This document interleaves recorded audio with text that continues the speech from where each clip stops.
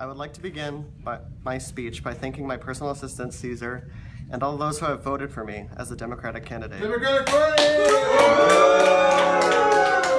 Go Democrats! Go Mules! I would not be here today without your help. As well as those who have voted otherwise, despite our differences, we all have the same desire, to create a future America where our kids will grow up with the access to their best education, have a safe and secure home where they can prosper and pursue their dreams.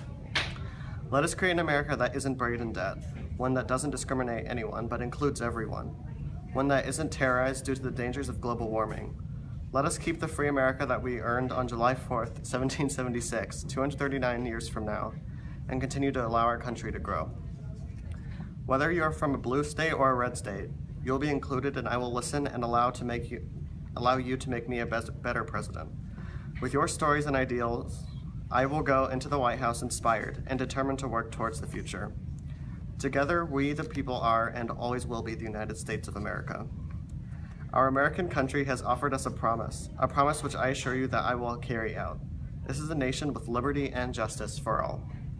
In the past, discrimination has been presented to our fellow companions. Any difference regarding one's sexuality, race, gender, disability, social class, etc., led to unnecessary mistreatment. But as Lincoln, a great president and leader in our country's history, once said, Republican. we are not enemies but friends. Though passion may have strained, it must not break our bonds of affection. We are all one with the same values.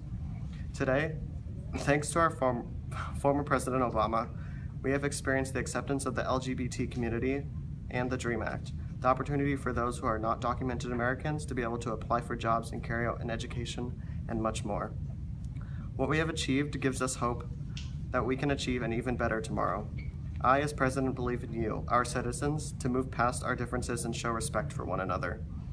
Rather than point out our differences and distinguish our friends, we will use those differences as a way to learn from one another and move on as a united country. I will address issues regarding gun control, police brutality, and rights for women. I, as president, promise you that all will be truly equal. I believe that in order for our country to continue to prosper, it is important that a main focus is the education of our children, our future leaders. Due to the lack of support on families that may be struggling financially, some of our children feel incapable of reaching their dreams of becoming a doctor, a teacher, or a company owner. No child of ours should have to feel the need to turn down an opportunity to go to college because their family is struggling with money, or because they simply don't feel good enough because they did not receive the proper support or education. It is our responsibility, whether you are a teacher, a principal, a school administrator, a parent, to be a leader to those children in need. They are not alone. They should not feel alone, because we as the parents are here to support them every step of the way and to ensure that everyone receives the quality education that they deserve. Let them grow up to be the astronaut that they dreamed of being, or someday even becoming the president. I am committed to improve our environment, reduce the effects of climate change, ensuring that the air we breathe in every day is safe and clean, protecting our resources for generations to come. Together we can overcome the greatest challenges of the environment, creating and investing in secure, clean energy. It will require the help of us all, citizens, scientists, entrepreneurs, workers, but we will work towards and achieve affordable energy. Not only that, but national landscapes and animals will be preserved. Republicans plan on continuing to give billions of taxpayer dollars to oil companies and increasing the cost for consumers. But as a Democrat, I will fight to cut the tax subsidies and promote jobs that practice clean energy, increasing the well-being of America. I will work to create a green solution, a healthy replacement to oil. This will eliminate, if not decrease, oil and gas companies. Developing the better alternative and providing consumer relief. Let's work to keep our homes safe, alive, and beautiful. As president, I will take action on immigration. I will help build a system that lives up to our heritage as a nation of laws and a nation of immigrants. Our American immigration system has been broken for decades, and every day we wait to act on millions of undocumented immigrants that wait in the shadows. Those who want to pay taxes and play by the same rules as everyone else have no way to live right by the law. That is why I, as president, will use executive authority to address as much of the problem as he can, and why I'll continue to work with Congress to pass comprehensive reform. Every president since President Eisenhower has taken action to address immigration issues.